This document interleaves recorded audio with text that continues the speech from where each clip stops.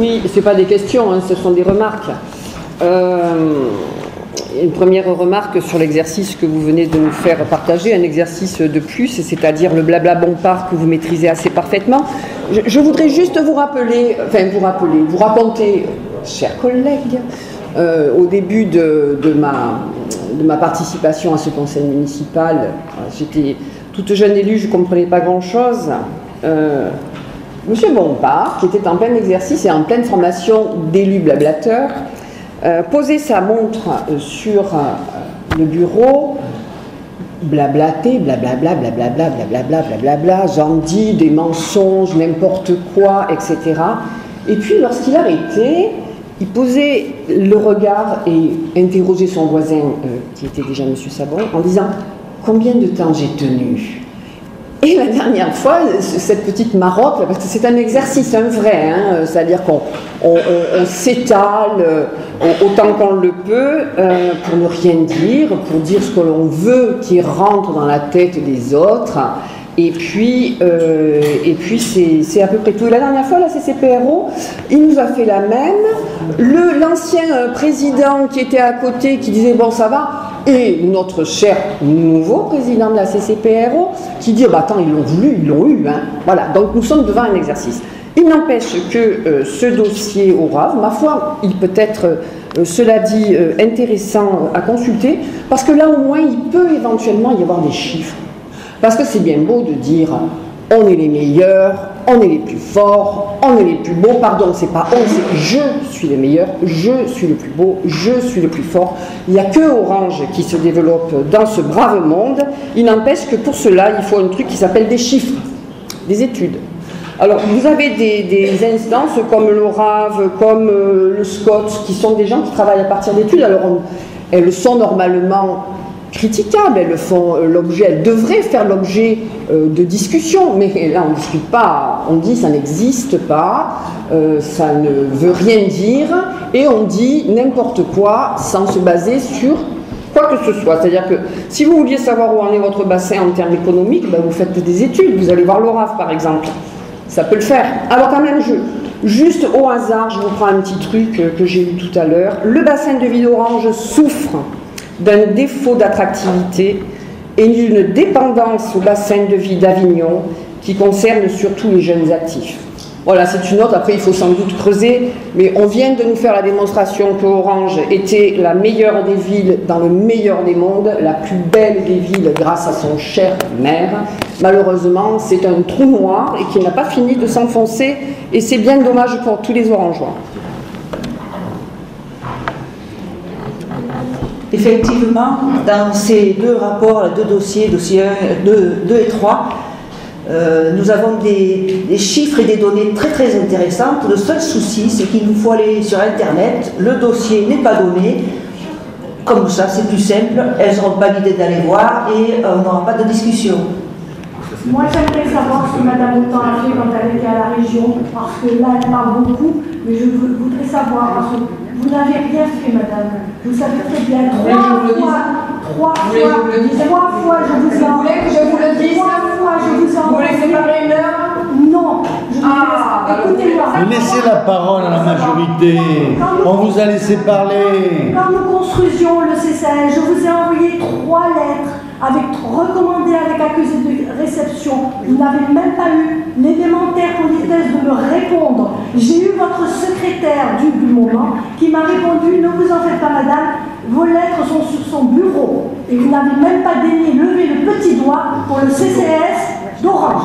Oui, monsieur le président. C'est pas de la compétence de la région, madame. Ici, Vous n'avez pas la parole. Laissez répondre la majorité. Laissez répondre la majorité. Votre président de l'époque m'a répondu. Et vous m'avez dit que c'est le président. Je ne vous a jamais intéressé.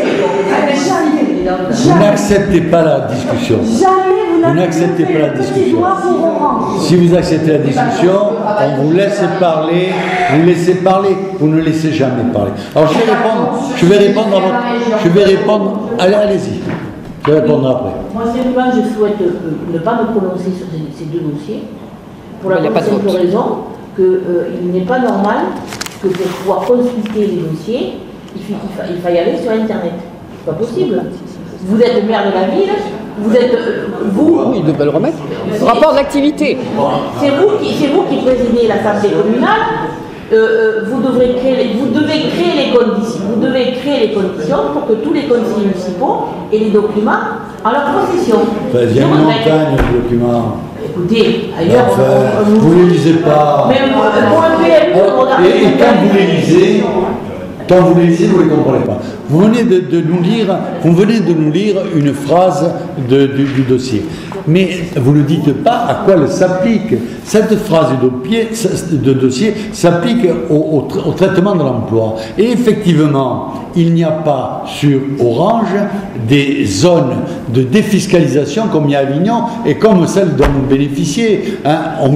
Cette défiscalisation a enlevé 2 entreprises à Orange pour les transporter à Avignon. C'est bien évident que quand on fait du développement économique comme ça, en enlevant les entreprises d'un côté pour les mettre de l'autre, eh bien, on crée des zones de disparité économique, d'inégalité économique, et donc qui ne créent pas l'emploi, au contraire, qui le détruisent sur la commune. Ce qui n'a rien à voir avec l'attractivité réelle du territoire. Il y a 30 entreprises. Alors on passe maintenant. Orange, vous refusez qu'elle le fasse. Alors maintenant, on passe sur le dossier du SCOT, sur le dossier numéro 3. C'est la même chose. Je vous explique. Ouais, je l'ai là. Alors, je vous le lis parce que sinon vous allez m'en vouloir si je vous le lis pas. Rapport d'activité 2017 du syndicat mixte pour le SCOT du bassin de vie d'Avignon, SMBVA. La CCPRO est adhérente au SMBVA pour l'ensemble des communes de son territoire, en charge notamment de la révision du schéma de cohérence territoriale du bassin de vie d'Avignon, dont l'un des objectifs est d'intégrer les communes d'Orange, Pugeot, Sauveterre et les communes membres de la CCPROP. Selon le calendrier prévisionnel, le projet de révision du SCOT devrait être arrêté à l'automne 2019. Dans sa séance du 13 décembre 2018, le Conseil de communauté a délibéré pour prendre acte de la présentation du rapport annuel d'activité 2017 du syndicat mixte pour le SCOT du bassin de vie d'Avignon, disponible en téléchargement sur le site internet www.scot.bva.fr. Conformément à la réglementation, les conseillers municipaux des communes membres doivent en prendre acte à leur tour. Alors, vous en avez pris acte, vous voulez quelqu'un me prendre la parole? Oui, je veux bien intervenir. Donc, même merci, monsieur le maire, vous avez posé la question si quelqu'un voulait prendre la parole. Donc, je sollicite cette prise de parole. Je vois que vous l'acceptez, je vous en remercie. Donc, là aussi, le SCOT, c'est un document qui est extrêmement important et qui est un peu relié au précédent. Et puis d'ailleurs, puisque nous sommes dans un débat serein, il n'y a pas de souci, je pense que vous allez accepter ce que je vais vous dire. Comme je suis quand même, j'essaye de suivre les commissions des travaux de la CCPRO, dont vous avez toujours été le dirigeant, mais aujourd'hui vous l'êtes de fait. Alors, je ne sais pas si c'est une question d'indemnité supplémentaire ou parce qu'il n'y a plus personne pour s'y coller. En tous les cas, la dernière commission économique, ce que j'ai appris, c'est qu'il y a une trentaine d'entreprises qui cherchent à venir s'installer sur Orange et qui ne trouvent pas terrain. Parallèlement à cela, j'ai posé la question, j'ai dit mais est-ce que vous avez un bilan de l'état des surfaces disponibles ou des locaux industriels qui seraient libres et qui pourraient être mis à disposition de ces entreprises qui essayent de venir s'installer, qui voudraient se développer? On me dit ah non, ça c'est pas un travail qu'on fait systématiquement. Alors la CCPRO, c'est Orange y est depuis 2014. Là, alors, je le répète, la clause de compétence générale, c'est-à-dire tout domaine dans lequel une commune qui veut vraiment travailler au bénéfice de son territoire peut se saisir de tous les sujets. Jusqu'en 2014, le sujet économique était donc le vôtre, l'aménagement du territoire, la mise à disposition de terrain. Donc tout ça, ça fait partie notamment d'un PLU et d'un SCOT. Vous ne faites rien, et vous ne faites rien pourquoi? Vous ne le faites pas parce que vous ne voulez pas qu'Orange se développe. Vous ne voulez pas que la sociologie orangeoise se modifie. Vous souhaitez, il faut que les gens aient une pression économique, une insécurité réelle pour que vous puissiez développer votre discours d'envahissement, de grand remplacement, d'immigration, d'assassinat, tout ce truc-là, ce caniveau dans lequel vous vous prélassez avec beaucoup de plaisir, hein, parce que c'est ça qui vous fait réélire. Donc voilà, il y avait une ZAC qui était une zone de concertation qui pouvait faire l'objet d'aménagements pour faire venir des territoires. Vous ne l'avez pas, vous l'avez fermée. Il y avait une ZAC qui était là pour accueillir entreprises et industrie. Vous l'avez vouée au commerce pour venir se mettre en concurrence avec Auchan, ce qui est débile. Donc voilà, vous ne le voulez pas. Ce n'est pas de la faute des autres, monsieur le maire, cher président, c'est de la vôtre. Y a-t-il d'autres interventions? Alors, d'abord, c'est quand même un peu fort de nous reprocher quand on fait une ZAC et puis nous reprocher quand on n'arrive pas à la faire. La ZAC que nous avons supprimée, nous l'avons supprimée parce qu'il fallait se battre avec le propriétaire qui ne voulait pas vendre ce terrain, qui en plus y avait fait des rejets de tout un tas de choses. Bon, donc on a reculé devant les problèmes juridiques qui allaient se poser. Et d'autant qu'on a reculé, puisque la ZAC précédente, la ZAC des vignes, on nous reprochait d'avoir fait. Alors on ne peut pas à la fois nous reprocher de faire une ZAC et nous reprocher de l'enlever. J'ajoute que la compétence économique, c'est l'Interco qui l'a. Moi, ce que j'ai dit, c'est que j'étais hostile à ce que sur Orange, il soit fait des ZAC qui donnent aux entreprises des hangars pour stocker du matériel qui vient concurrencer les matériels qui ont produits sur la région. Donc ça c'est vrai, mais il n'empêche la logistique. Je suis hostile à la logistique sur Orange, ça amène beaucoup de pollution, ça amène peu d'emplois. Bon, par contre, les communes voisines en ont, et ça je vois aucun inconvénient à ce qu'on continue à en mettre chez eux s'ils en veulent. Mais c'est vrai, la logistique, je considère que c'est un gaspillage de terrain et pour très peu d'emplois. Mais pour le reste, nous y sommes tout à fait favorables. C'est une compétence de l'Interco et l'Interco va continuer à développer sa facilitation pour l'installation d'entreprises s'ils en veulent. Mais c'est vrai que ce que je vois beaucoup, c'est d'entreprises qui se déplacent. Mais je vois hélas pas beaucoup d'entreprises réelles qui se créent. Des entreprises qui se déplacent, qui vont d'un point à un autre, ça existe. Mais ce qu'il faudrait, c'est ce que je dis depuis toujours, c'est que l'État crée les conditions pour que non seulement les entreprises se créent, mais qu'en plus, elles ne meurent pas au bout de 3 ans. Parce qu'il y a énormément d'entreprises qui se créent en France, mais au bout de 3 ans, quand le déroulé fiscal et réglementaire s'est développé, les entreprises meurent. Donc il faudrait que l'État s'arrête de tuer les entreprises. Et ça, ce n'est pas une compétence municipale, ce n'est pas une compétence intercommunale, c'est une compétence nationale. Bon, je crois qu'on a bien débattu de ce SCOT, ça a été passionnant. On passe au dossier numéro 4, si je le retrouve. Alors, approbation de la convention d'application des obligations d'intérêt général entre la région PACA, la commune d'Orange et la SPL, Corrégie d'Orange, et du montant de la compensation financière à verser par la ville à la SPL pour 2019.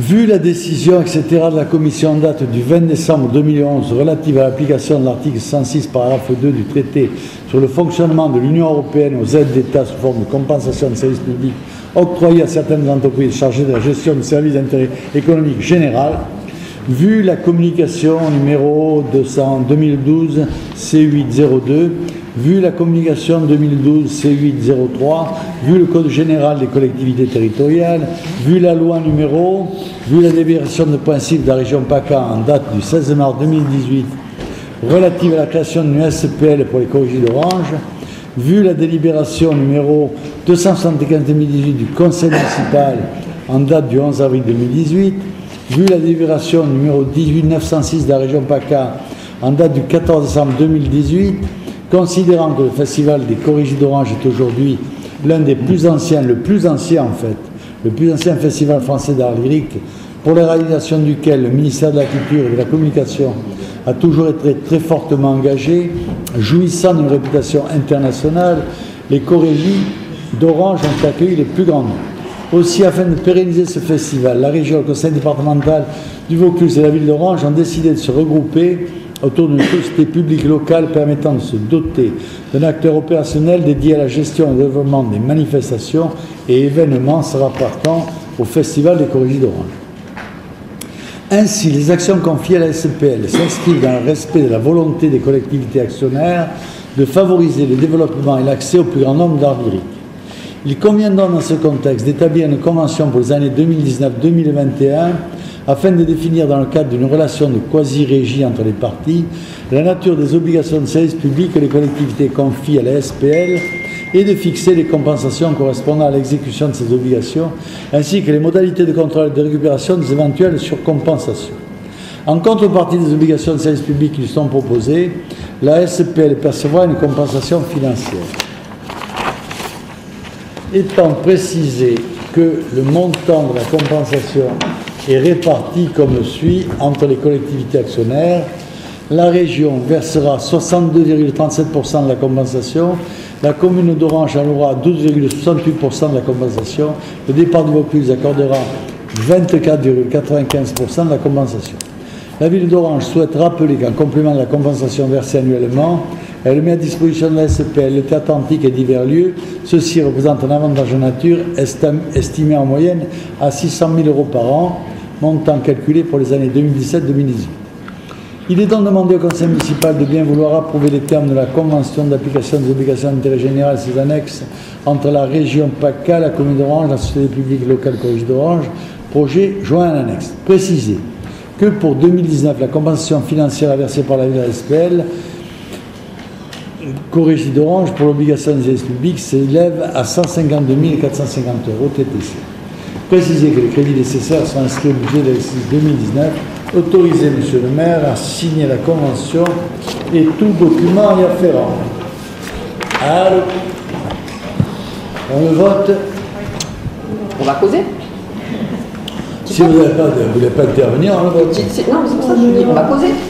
On va causer, on va débattre. On va faire une réflexion. Voilà, sur le sujet, merci de me laisser la parole. C'est très gentil de votre part. Donc, on avait une association des Corrigés.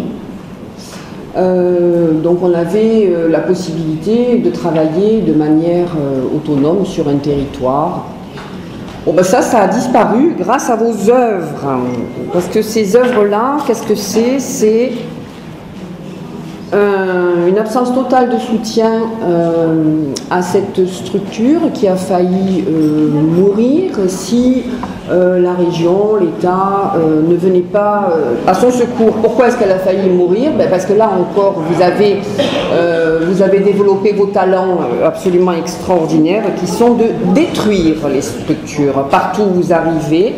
Et là où vous n'avez pas le pouvoir, le seul vrai boulot que vous faites, je pense, 24 heures sur 24, parce que même lorsque vous dormez, vous essayez, je pense que votre cervelle se dit comment je peux détruire.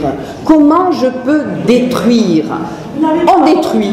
Donc aujourd'hui, l'association d'éco-régie, qui était une structure autonome sur un territoire, donc il pouvait y avoir un travail intéressant qui se fasse, eh bien, elle a été détruite et on est passé dans la grande administration et ma foi, c'est bien dommage. J'avais fait le calcul de ce qui manquait financièrement que Orange n'a pas donné.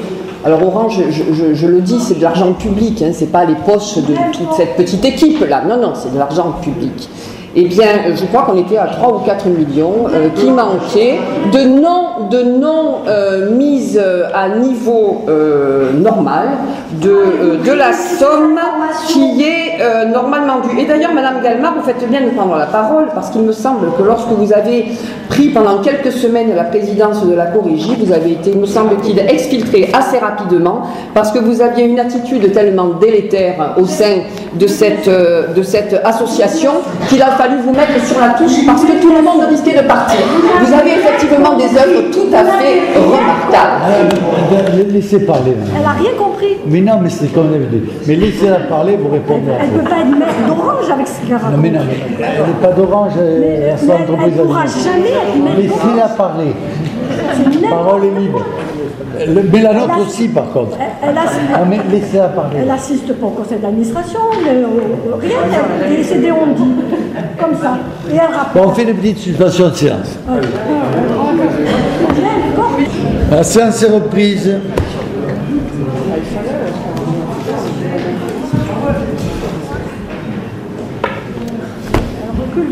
Bon, vous avez fini? On passe au vote? Allez-y. Merci.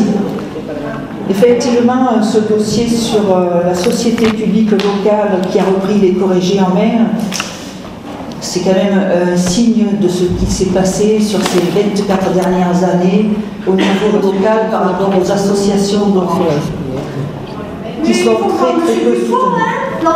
Je suis d'accord avec vous, il y avait un souci avec le bien sûr, vous avez raison. Ce n'est pas la manière de faire, pas la bonne. C'est à part de ce que vous avez fait, effectivement. Par contre, aujourd'hui, vous re-signez des deux mains votre incapacité à soutenir pas une association, c'est une société civile aujourd'hui, une association, une activité, l'éco-régie d'Orange, qui donne une certaine aura, une certaine notoriété à la ville, bien plus que votre Orange Plage à 600 000 € par an. Aujourd'hui, vous êtes vraiment, c'est en dessous de tout, vous êtes à 152 450 €, c'est-à-dire exactement la même somme qu'en 1995 était versée par l'ancien maire de la ville d'Orange. Donc vous n'avez vraiment strictement pas augmenté cette subvention. Vous n'avez rien à faire de la notoriété qu'apporte l'éco-régie d'Orange à la ville d'Orange. Tout ce que vous avez voulu faire, c'est montrer que vous étiez, vous, le plus fort. Vous aviez le pouvoir, et effectivement le pouvoir de nuire. Oui. Oui, par rapport à ce qui est dit par mes collègues, moi je pense que finalement, c'est bon, ça marche. Moi je me satisfais aujourd'hui que ce soit une société publique locale qui gère l'éco-régie, parce que si vous n'avez pas eu de responsabilité directe dans la gestion d'éco-régie, ce que je comprends parfaitement. Par contre, vous avez une responsabilité, c'est que depuis votre élection, la participation de la ville à l'association d'éco-régie n'a jamais bougé. Et donc, dans ce sens, financièrement, vous avez contribué aux difficultés d'éco-régie. Vous pouvez bouger la tête comme vous voulez, monsieur la maire, c'est une réalité. Vous avez toujours fait une fierté de ne pas la bouger. Donc aujourd'hui, la région a repris les rênes, bien heureusement, pour le festival qu'est l'éco-régie et son rayonnement sur la ville et sur la région. Monsieur le maire, je peux répondre? Oui, bien sûr. S'ils ont fini. Vous avez fini? Ils ont fini. Donc vous avez la parole, puis je la prendrai un peu après. Nous avons eu il y a quelques jours un conseil d'administration et après nous avons eu une assemblée générale.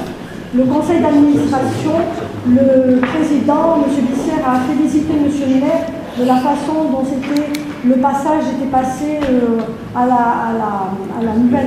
SPL. Et ensuite, nous avons eu une assemblée générale où il y avait beaucoup de monde et plusieurs voix se sont élevées pour dire merci à la ville d'Orange. Merci pour tout ce que nous faisions, tout ce que nous donnions, tout ce que nous mettions à disposition et merci à monsieur le maire d'Orange. Alors là, vous pouvez dire tout ce que vous voulez, mais ça valait son pesant d'or. Bon, alors maintenant, je vais répondre un petit peu, parce que c'est un dossier que je connais, il se trouve. L'éco-régie, c'est quelque chose d'important. C'est quelque chose d'important. De tradition, l'éco-régie était présidée par le maire d'Orange ou un élu de la ville d'Orange. C'était comme ça. Et ça a bien marché, que je sache, ça a bien marché. Avec ces aléas, il y a eu des problèmes quand même. Qu'à un cas, il y a eu des problèmes quand même. Hein. Il y a eu des problèmes, il y a eu des remous. Rappelez-vous, ceux qui sont. Bon, peu importe. Quand je suis élu maire, je rencontre Mariani, je rencontre Milon, qui tous les deux siègent au Corégie, et je leur dis, qu'est-ce que vous voulez faire? Est-ce que vous voulez que le maire d'Orange ne soit plus président des Corégies? Ça peut se comprendre. Hein. La ville d'Orange était minoritaire, donc ça peut se comprendre. Il me dit non, non, on respecte les traditions.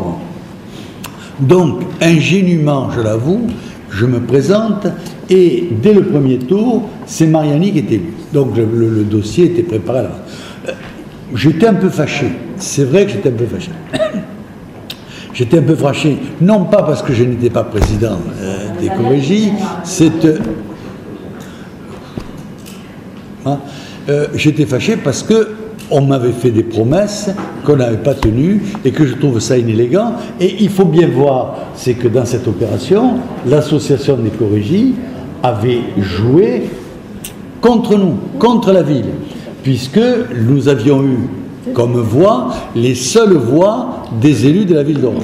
Donc très clairement, il y avait un vote de défiance vis-à-vis du maire d'Orange, ce qu'on peut comprendre, pourquoi pas. Mais il est bien évident que si l'on se met en opposition avec le maire d'Orange, qui est le propriétaire des lieux où se passent les Corégies, qui est un gros financeur des Corégies, fatalement, ça aura des conséquences. Bon. Mais ceci étant dit, on se remet de nos émotions, on se calme et on porte l'association de loin. Parce que la plupart du temps, ce sont les élus qui siégeaient et moi qui m'abstenais d'y siéger. Mais par contre, nous étions là et nous sommes pratiquement les seuls à avoir fait des suggestions. On a suggéré au directeur des Corégies, qui était l'empereur des Corégies. Le directeur précédent était l'empereur des Corégies. Nous avons suggéré à l'empereur des Corégies d'arrêter de gaspiller des sommes folles pour des décors qui duraient qu'un soir ou deux et qui coûtaient une fortune, et de se servir du grand mur du Théâtre Antique, le plus beau de France. Et dans un premier temps, durant quelques années, on nous a traités avec beaucoup de mépris, et puis vers la fin de son mandat, il s'est rendu compte qu'effectivement le grand mur pouvait être utilisé intelligemment et pour moins cher et écologiquement avec beaucoup moins de dégâts que ce que faisaient les décors. Donc les choses ont évolué.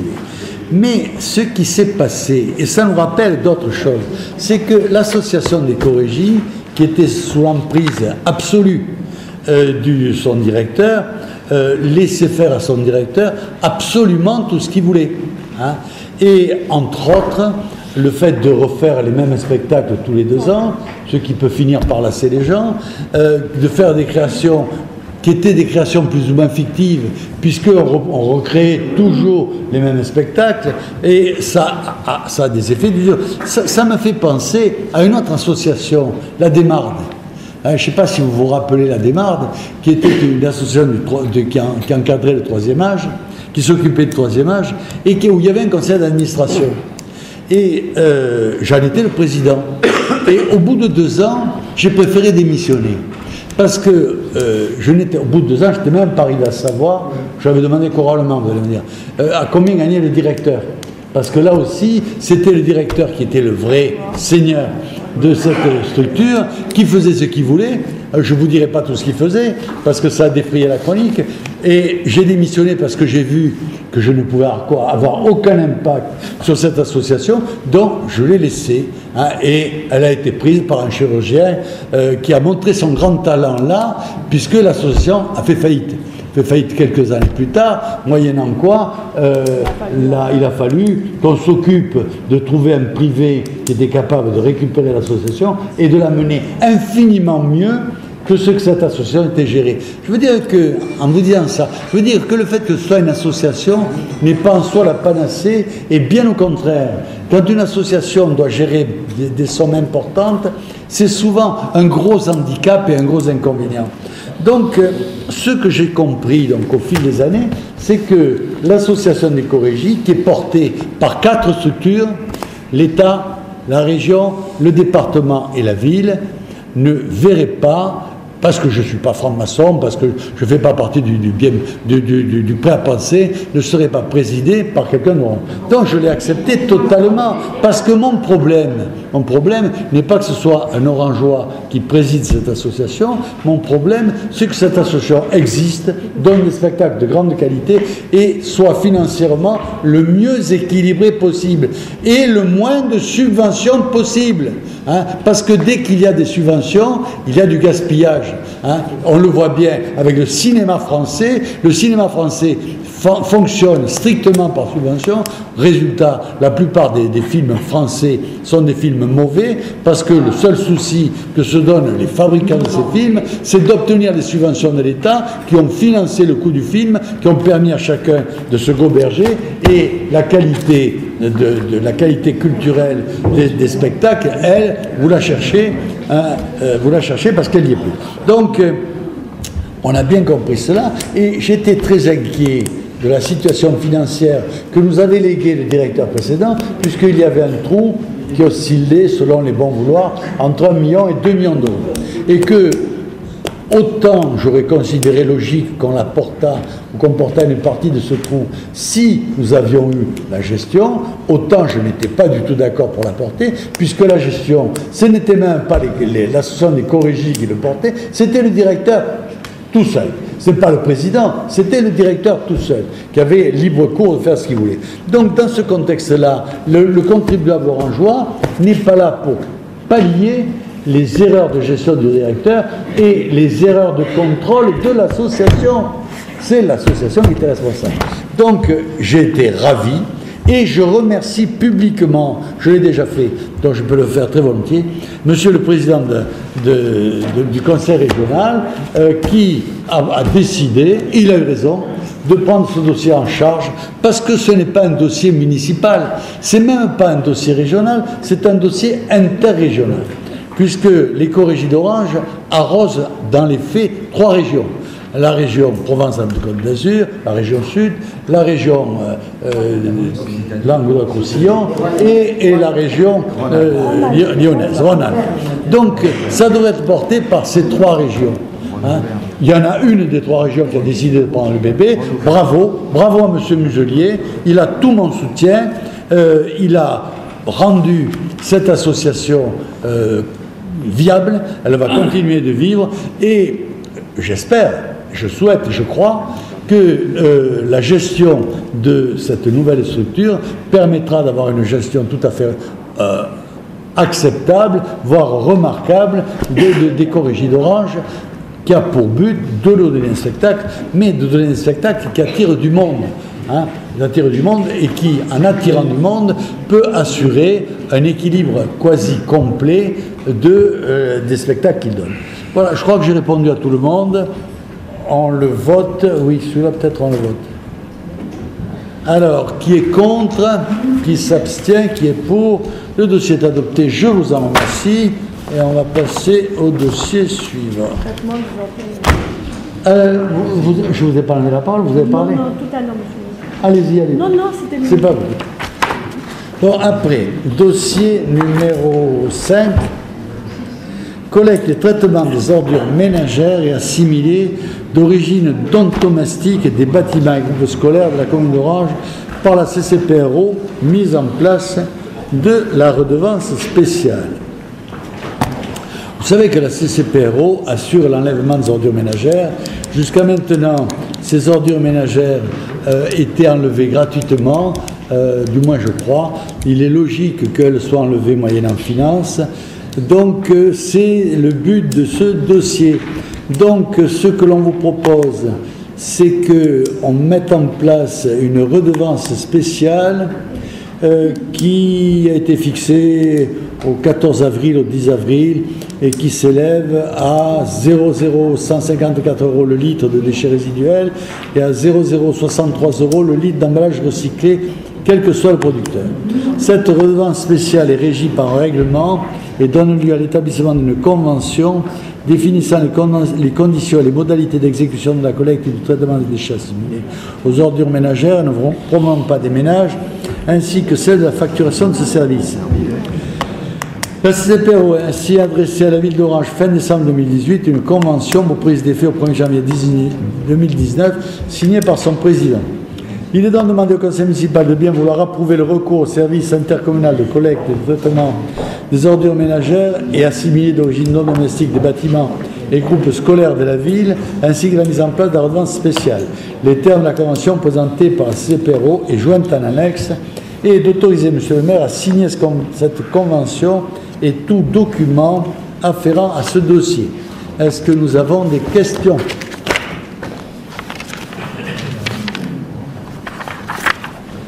Allez-y.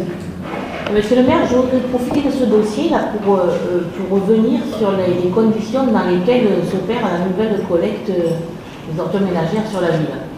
Puisque maintenant, vous œuvrez aussi bien à la CCPRO que sur la commune. Donc, en fait, aussi bien j'étais favorable à l'organisation du tri sélectif, aussi bien je suis catastrophée de la façon dont les choses s'opèrent en fait. J'ai vu ces derniers jours une petite grand-mère avec ses béquilles qui portait son sac poubelle à l'ancien endroit où il y avait le conteneur.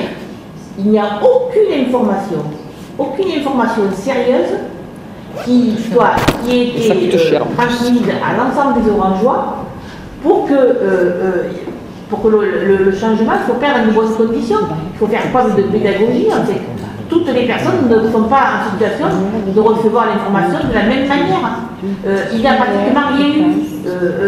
Donc en fait, moi je suis effarée en fait. Je vois maintenant des sacs poubelles sur les coins de trottoir, autour de platanes, un peu partout. Et donc il n'est pas normal. Il faut une communication d'ampleur. Le secrétaire général avait dit la dernière fois au dernier conseil municipal que l'emplacement des conteneurs n'était pas définitif. Que certains n'avaient pas été faits en concertation par rapport aux besoins de la population dans certains quartiers. Ça, je veux bien le concevoir. Je veux bien concevoir qu'à un moment donné, on fait des essais et puis après, on réévalue l'endroit où doivent se positionner les conteneurs pour être le plus efficace possible. Ça, c'est une chose. Mais il n'est pas possible que les Orangeois n'aient pas toutes les informations en main pour pouvoir participer à la collecte des ordures d'une manière positive en fait. Les personnes les plus vulnérables sont dans des situations catastrophiques. Et donc il faut absolument corriger le tir rapidement parce que maintenant ça fait 2 mois que ça dure jamais. Et je ne vois pas les choses changer.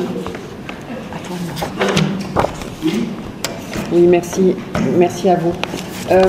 Petite question, alors je souscris à ce qui vient d'être dit, et puis on le sait, hein, Orange a énormément de retard dans le tri des déchets, et aujourd'hui ça nous coûte une petite fortune parce qu'il a fallu faire ça sous la pression. Les prix exacts on ne les connaît pas, donc c'est une catastrophe, mais bon, une de plus hein, par rapport, la ville est belle, sûre, et c'est quoi le 3 trucs? Et propre, voilà. La ville est propre, belle et sûre, mais on ajoute des catas aux catas, mais c'est pas grave.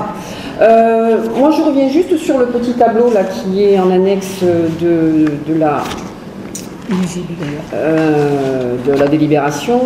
Ce que je ne comprends pas, j'espère que quelqu'un va pouvoir m'expliquer, c'est pourquoi la mairie, pourquoi le service funéraire, pourquoi le conservatoire de musique. Voilà, il y a lieux comme ça. Le Palais des Princes. Le Palais des Princes, les archives municipales, le hall des expositions, la maison des associations. On a 0 en termes d'évaluation de litrage annuel. Et également, ce qu'on n'a pas là-dessus, c'est tous les établissements, je pense au lycée, au collège et peut-être d'autres établissements qu'on devra aller ramasser et faire payer, ce qui est parfaitement normal. Bon, nous, on s'abstient par principe, on ne sait pas comment vous avez établi le chiffre, mais c'est parfaitement normal que chacun paye pour le traitement de ses déchets. Tu n'interviens ?